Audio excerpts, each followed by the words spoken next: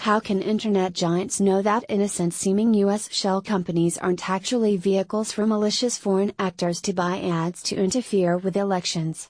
The short answer is they can't, and that drew questioning from a congressional probe today into Facebook, Twitter, and Google. One member of the committee questioning the company's spokespeople asked, how do you deal with the problem of a legitimate and lawful but phony American shell corporation, one that calls itself, say, America for Puppies and Prosperity, that has a Dropbox as its address, and a $50 million check in its checkbook that it's using to spend to manipulate election outcomes? Twitter's general counsel Sean Edgett admitted, I think that's a problem. We're continuing to look into how do you get to know your client, and believe that we'll have to figure out a good process to understand who those customers actually are that are signing the contracts with Twitter to run ads. The committee pressed further about Twitter's shortcoming here. You admit that if you trace it all the way back to an American corporation, let's call it America for Puppies and Prosperity, and it's actually a shell corporation, you don't actually know who's behind it? The committee asked.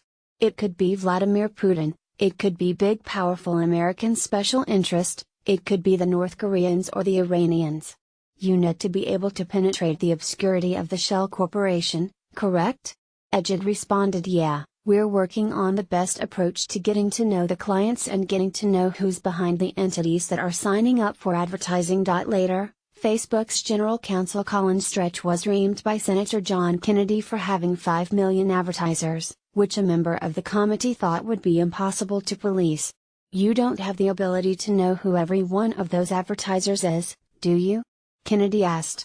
Stretch admitted Facebook didn't, and it would likely be cost prohibitive to drill down further into their identities. Herein lies one of the toughest ongoing challenges for Twitter, Facebook, and Google.